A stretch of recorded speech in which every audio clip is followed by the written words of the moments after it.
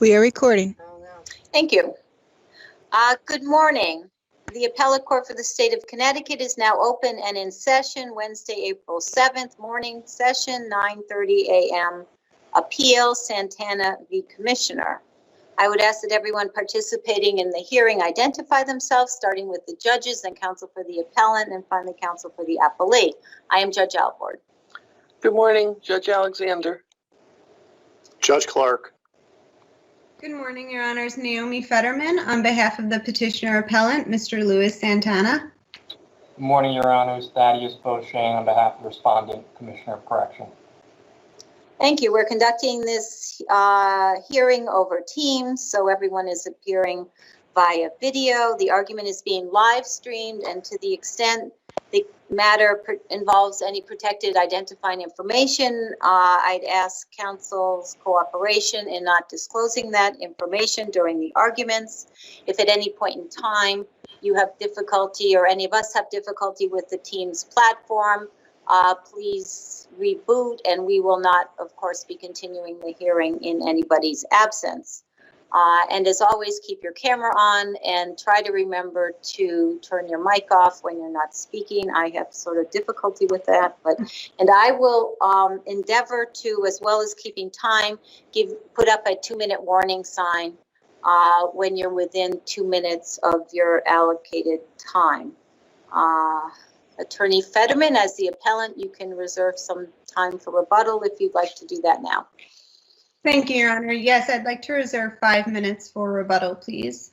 Got it. Okay, you can begin.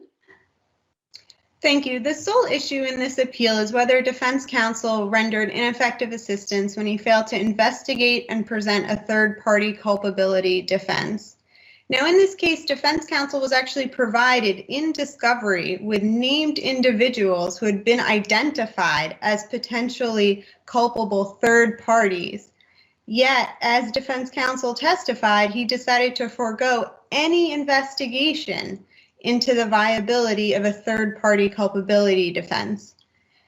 And this case is really guided by the Supreme Court's decision in Skakel v. Commissioner, where we have the precise sort of conduct or inaction of defense counsel as being totally deficient because it is a complete lack of investigation and therefore is entitled to no deference by this court.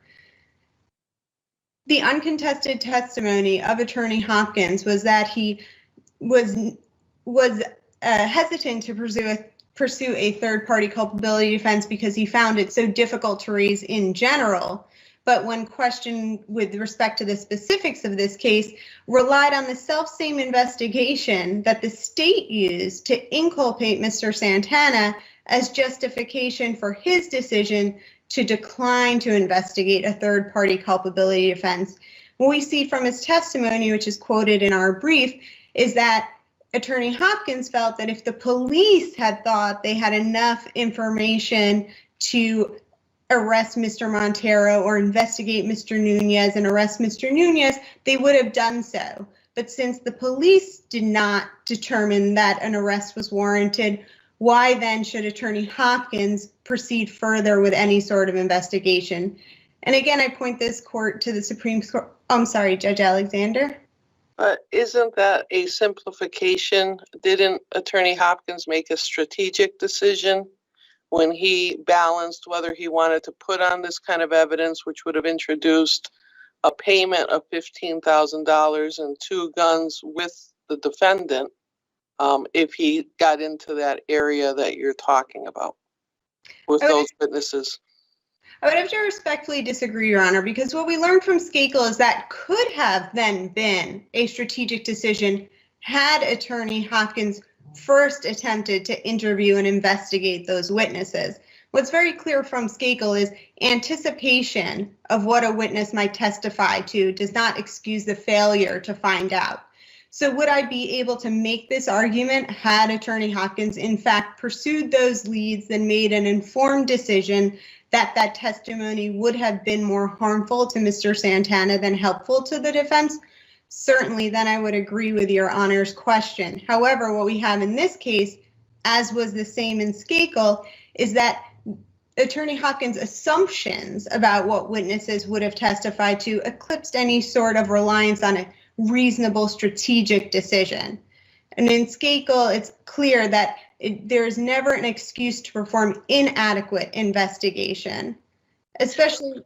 Was the co-defendant Rosato's trial before Mr. Santana's?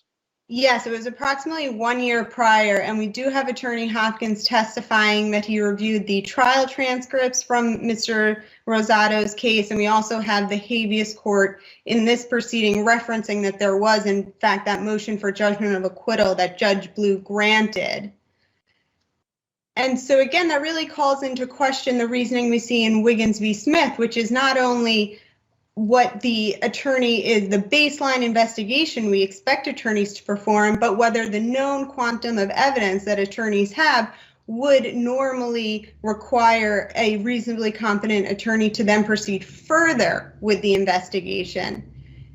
So what we have is Attorney Hopkins being provided with discovery by the state with 2 identified co-defendants, with the concerned citizen not making 1 but 2 statements to the police that involved a confession by Jose Montero to the shooting that Mr. Santana now stands convicted. And we also have Joseph Mungo coming in, giving a statement that's recorded to the police where he identifies Juan Nunez and Jose Montero as the shooters. And instead of performing any investigation into the potential for a third-party culpability defense despite this information, the reason that Attorney Hopkins testified to was that if the police thought there was enough there to arrest Montero or Nunez, that would have been the case, that would have resulted in their arrest, which is completely the antithesis of the role of counsel in an adversarial proceeding.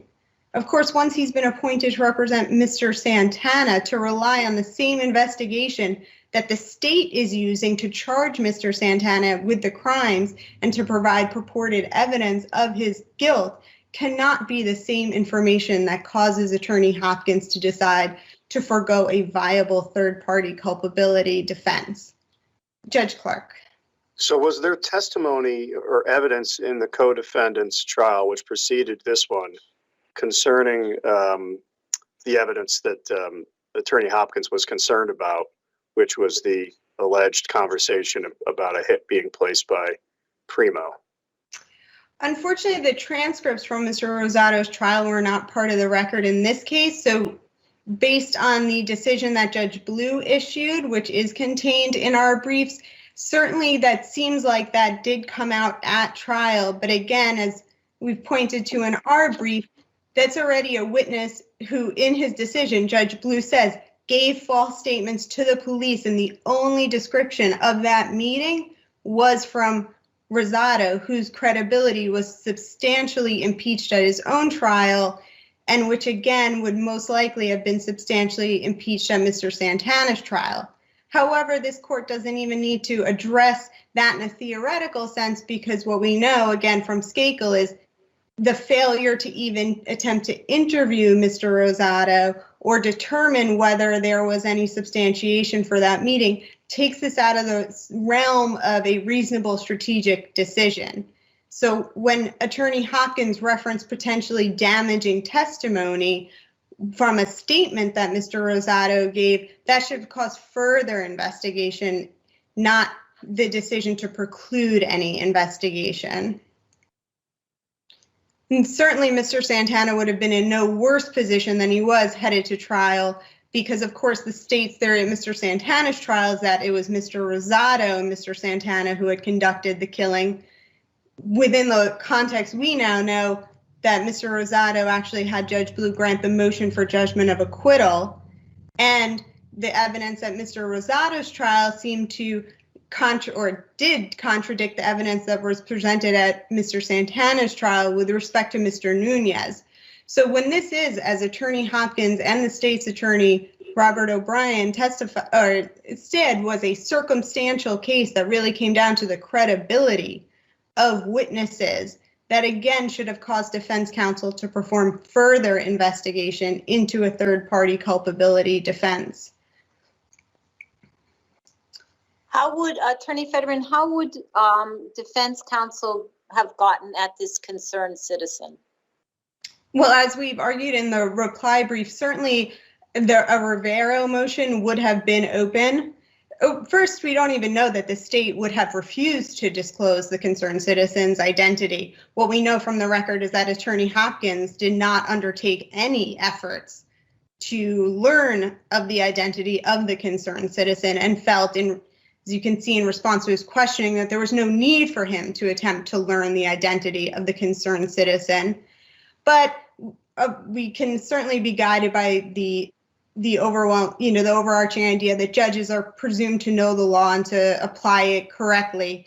And as I've cited in the reply brief, had Attorney Hopkins asked for the disclosure of the identity of the concerned citizen, it is reasonably probable that the court would have granted that request. And I believe that case law would be very unambiguous when applied to the facts of Mr. Santana's case. A potentially culpable third party would go to the heart of a defense, and therefore the right for the state to maintain the privilege of the informant would fall away to a defendant's Sixth Amendment right to present a defense. Would Detective Hunter have known of the identity of the concerned citizen? I think that's a fair assumption based on the police report at issue. They met. I think the record is that the concerned citizen placed a phone call the day after the shooting implicating Jose Montero and saying Jose Montero confessed to the killing of Aaron McCray in retaliation for Aaron McCray's killing of Carlito. And then the concerned citizen actually meets with Detective Hunter, and I believe it's Detective Willoughby, and reiterates again that Jose Montero confessed to the shooting. Then independently, Joseph Mungo comes to the police station, looks at photo boards, and identifies Juan Nunez and Jose Montero as the two individuals running from the scene of the shooting.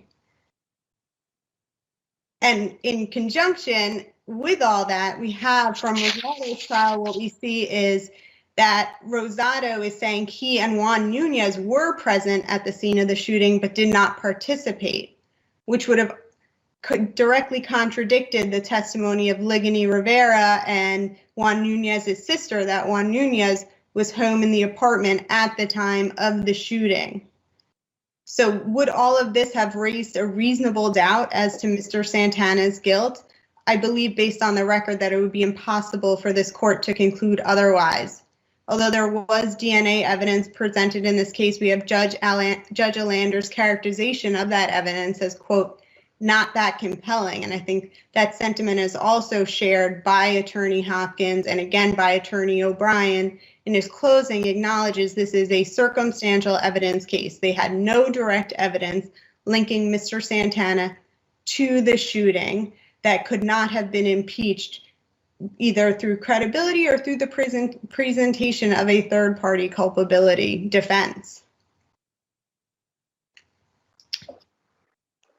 And considering that Attorney Hopkins' knowledge was that Mr. Rosado had that motion for judgment of acquittal granted on the murder charge, that should have provided a basis for further investigation and certainly not the decision to forego any investigation into a third-party culpability defense. And I do just want to stress the differentiation between this type of factual scenario and a scenario where there may have been a reasonable strategic decision to not put on a third-party culpability defense. What we have here, as was the case in Skakel, is a complete failure to investigate, and there can be no deference accorded to that decision when there has just been an inadequate investigation.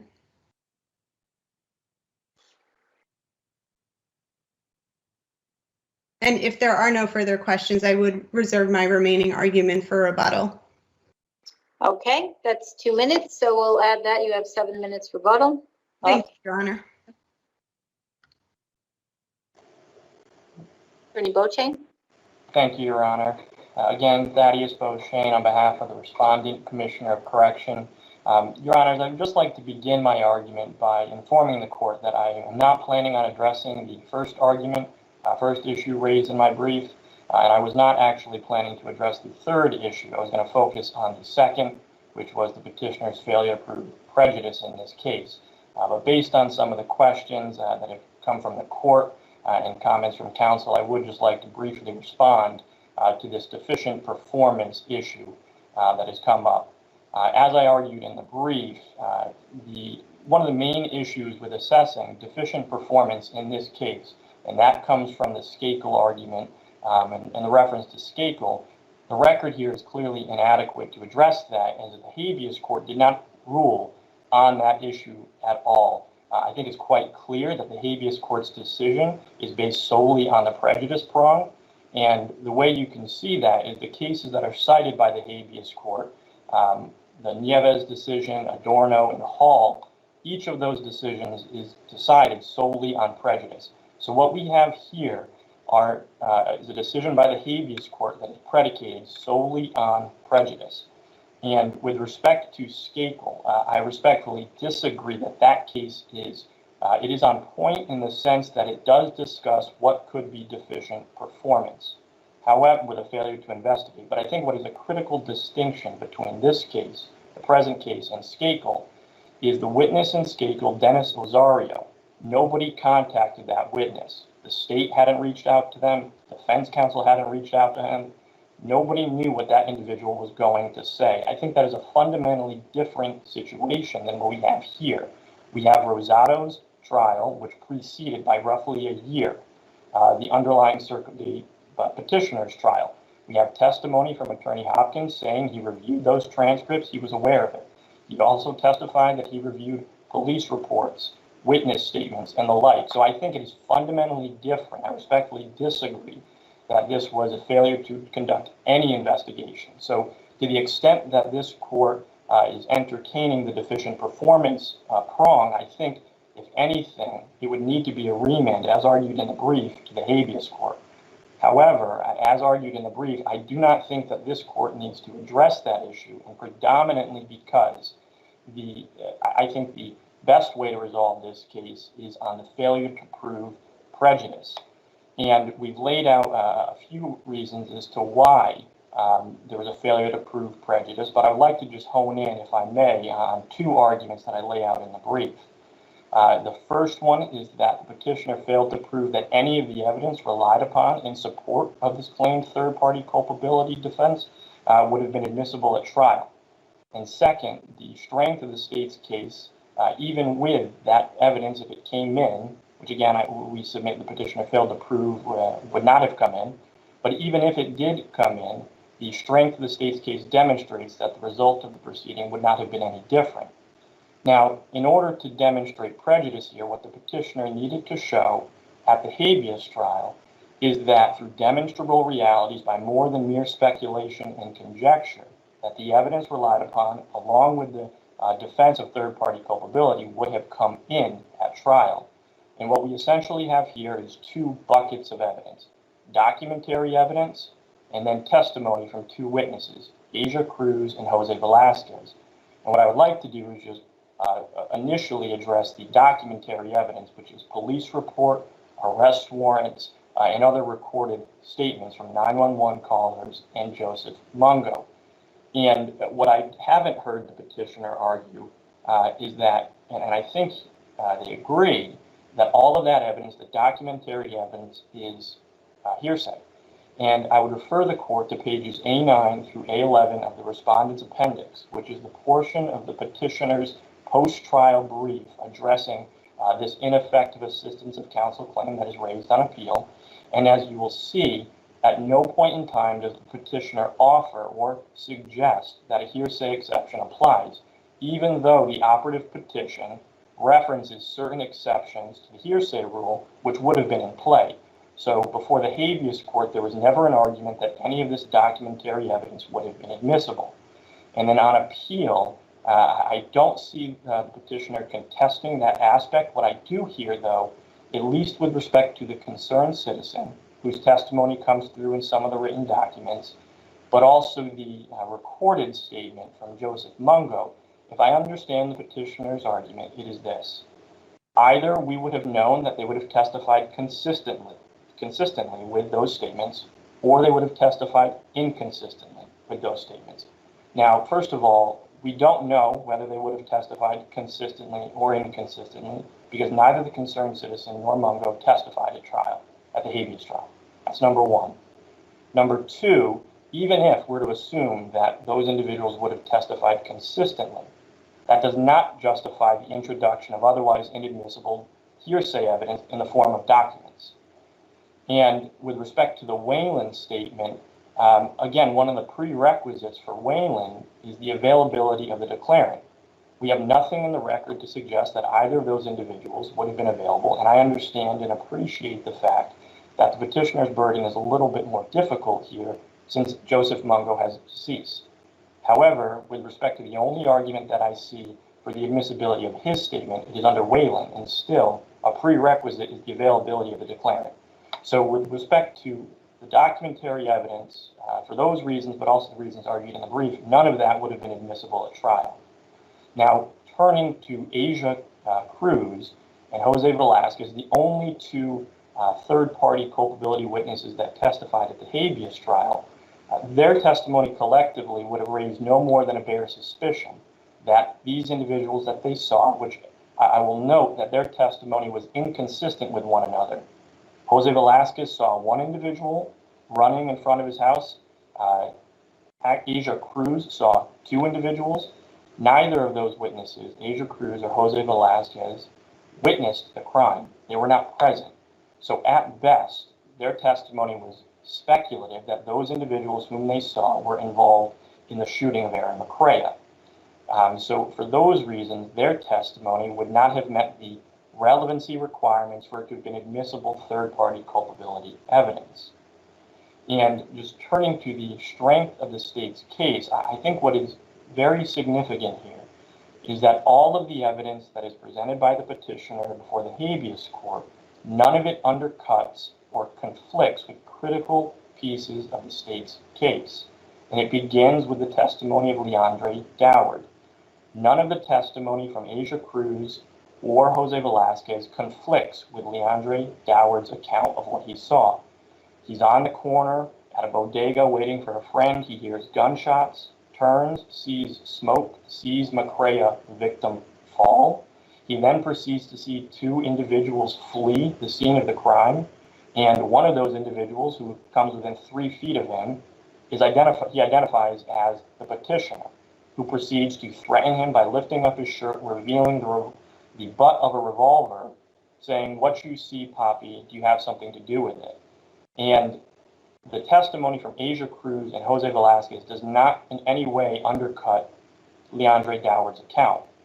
Similarly, with respect to the testimony from Ligny Rivera and Kathy Nunez, the sister of Juan Nunez, their testimony is not undercut by any of the evidence submitted by the petitioner, demonstrating that the petitioner was inside 138 Carlisle Street on the afternoon of the murder, and subsequently, at least with respect to Ligny Rivera, she identifies the petitioner being outside the bedroom, and the jury easily could have inferred that the petitioner handed the firearms, which were subsequently proved through forensic testing to have been used to kill McCrea. So their testimony and account is not undercut in any way, shape, or form by the proffered third-party culpability evidence. Attorney Beauchesne, wasn't that where there was DNA issues with, however, those firearms? So with respect, I would acknowledge, Your Honor, that this was more of a circumstantial case in the sense that the DNA evidence was not a critical factor as you see in other cases. However, what we have here is the petitioner's DNA could not have been excluded from the revolver, which one of the bullets recovered from McCrea's body was connected directly to that revolver. So the DNA evidence certainly aligns and meshes neatly with Ligny Rivera's account of seeing a revolver, but also Leandre Doward's account of seeing a revolver on the petitioner's person.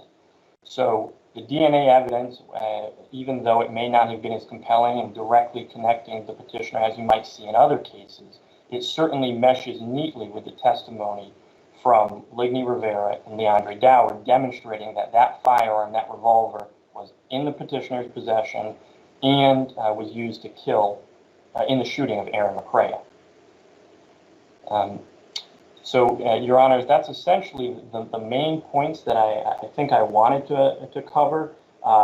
The only final piece, I think, just as I'm thinking about this, that I would like to mention in response to opposing counsel's reference to Rosado's trial, I just want to make it clear, if it didn't come through in the brief, none of that evidence with respect to Rosado's trial came in this habeas trial. And I'll just note, and I'll give some cites to the record, and the petitioner's underlying criminal trial testimony, the exhibits came in. So on the June 28th transcript in pages 119 to 20, also at page 123 and 101, it's clear that there's an acknowledgement from all parties that Rosado's trial was tried differently. The facts and evidence were different than what we had in the petitioner's trial. That also comes through on the December 11th, 2018 habeas transcript for the petitioner's case on pages 78 through 79. And that's Hopkins indicating that the motive evidence, which has come up in argument here, was not included in the petitioner's trial. It was not part of it. So the cases were tried very differently. So again, to the extent that this court would be assessing the performance of Hopkins with respect to what happens in Rosado's trial, it is very different. Two totally different trials, different prosecutors. Yes, Your Honor. Was there evidence in the habeas trial that Hopkins at least reviewed the transcripts from the Rosado trial? So, yes, Your Honor. So with respect to the motion for judgment of acquittal with Judge Blue, it's certainly clear that he had Judge Blue's transcript with respect to that issue at the time of the petitioner's trial. What is a little unclear in the record, though, is with respect to when Hopkins reviewed the transcripts for Rosado's trial. I think it's a fair reading of the transcript that he would have reviewed those transcripts prior to Mr. Santana's trial. However, what the transcript really says in the habeas proceeding is prior to testifying in the habeas case, he reviewed those transcripts. So it's a little unclear as to the extent of it. However, again, I think with respect to assessing what Hopkins would have known or should have known based on those trial transcripts from Rosado's trial, that does not come through in the habeas proceeding. So again, I think with respect to assessing the performance prong, we do not have the record to show that his performance was deficient in how he reviewed those transcripts. Unless there are any other questions from Your Honors, I think that would be all I have for Your Honors. And so I would just ask again that this court dismiss or alternatively affirm the judgment of the habeas court or remand for further proceedings or further factual findings. Thank you. Thank you. Attorney Fetterman.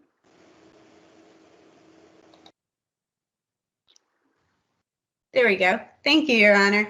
Of course, this court can remand this case. However, as we argued in the reply brief, the facts do fall within the narrow exception we see in Barlow and DeMarco, which is that if there's uncontested testimony, that this court can apply the standard of that we expect reasonably competent attorneys, and then use that to come to the conclusion that there was deficient performance. So when we have Attorney Hopkins' testimony that he purposefully chose to forego an investigation into a third-party culpability defense, this court can then make a finding on, yes, Your Honor.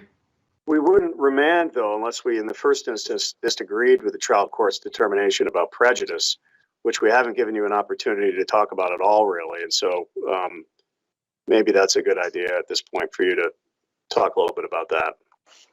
Certainly, Your Honor, I appreciate that. And I think when we are discussing prejudice, it's important to remember what the petitioner's burden of proof actually is with respect to prejudice, which is a reasonable probability sufficient to undermine confidence in the outcome. Not that I have to stand here and argue that Montero was in fact the shooter, Nunez was in fact the shooter, but whether there was enough on the record that could cause a reasonable doubt for the jury to conclude that Mr. Santana was not in fact guilty of the shooting. And I think the petitioner has amply met that burden in this case. And again, the commissioner's arguments on these points merely underscore the deficiency of Attorney Hopkins' conduct, because now we are at a juncture where Joseph Mongo is deceased. Now we are at a juncture where the identity of the concerned citizen cannot easily be discerned by the petitioner. But certainly at the time of the criminal trial, Joseph Mongo was alive. And we even have Attorney Hopkins acknowledging the fact that there were avenues of investigation that were open to him, when he testifies, well, I do believe Montero was around and I could have interviewed him. But again, the police did not arrest him. And I would dispute the strength of the state's case. So when we are assessing prejudice, which because of the type of case this is, the evidence is not considered in the light most favorable to sustaining the verdict. It is considered not only objectively, but with respect to the third party culpability defense, the language from Aurora it's actually considered in the light most favorable to the defendant.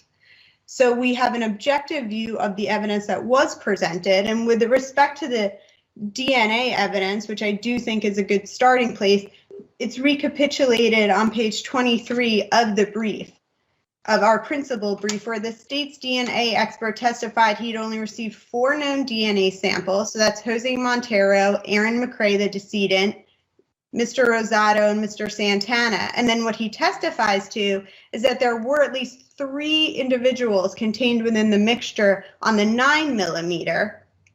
And for the .38 revolver, again, there's also a mixture with a minimum of 3 individuals. And the specific results were, the results demonstrate is a mixture. Jose Montero cannot be eliminated as a contributor to the DNA profile for the 9mm. He was eliminated to the DNA profile for the .38. For Mr. Rosado, he could not be eliminated as a contributor to either profile for either gun. And then unlike Mr. Montero, Mr. Santana was eliminated as a contributor to the 9mm, but could not be eliminated as a contributor to the DNA profile recovered. So where we have, again, a mixture of DNA, this should have caused Attorney Hopkins to perform further investigation into a third-party culpability defense.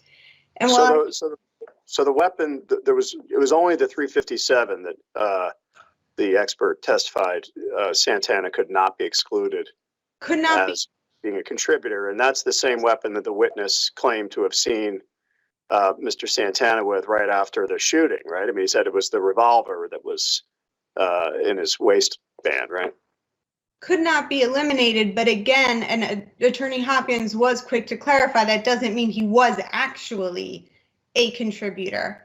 And for the state to rely on the testimony of Leandre Doward ignores what we have Judge Olander acknowledging, which is that Doward's testimony is contradicted by potentially the only unimpeachable witness, Teresa Dusky, who never sees Doward at the scene. And we have Doward, who's subject to substantial impeachment, and we have Judge Olander recognizing that his testimony, the jury would need to pick between Doward and a witness who is potentially unimpeachable testimony, and that is the motorist who stopped. And while I understand the commissioner's argument that Rosado's case and Mr. Santana's case may have been tried differently, we cannot ignore that this theory of the state's case at Mr. Santana's trial is that it was Mr. Rosado and Mr. Santana who were the 2 shooters. So again, if the evidence was different, that should have prompted Attorney Hopkins to perform further investigation, not to forego a third-party culpability defense. If the theory at Mr. Santana's trial is that it was Mr. Rosado and Mr. Santana engaged in the conspiracy, and one member of that alleged conspiracy had been granted a motion for judgment of acquittal by the trial court, that should have prompted further investigation and should also address the prejudice prong regarding strength of the state's case. 1 minute. Oh, thank you, Your Honor. So when we are faced with the prejudice inquiry that the habeas court did undertake, where he found there was no evidence presented, what we've said is there is evidence. And again, the context of the claim is that further investigation should have been performed. So when we assess whether this evidence would have been admissible, we don't need to necessarily restrict that to the police report. we would say the attorney should have performed further interviews for the witnesses. Those witnesses, again, we can operate under the assumption that they would have testified either consistently with their statements or they would have been impeached based on those statements. But either way, a third-party culpability defense would have been presented, and the jury would have been then free to consider it and consider that it raised a reasonable doubt as to Mr. Santana's guilt. I just want to make sure there are no further questions before I completely run out of time. Oh, perfect. You timed that perfectly. Thank you. Okay. All right. Thank you very much, counselors, and we will all now leave the hearing room. Thank you very much. Have a wonderful afternoon. Okay. Thank you, counselors.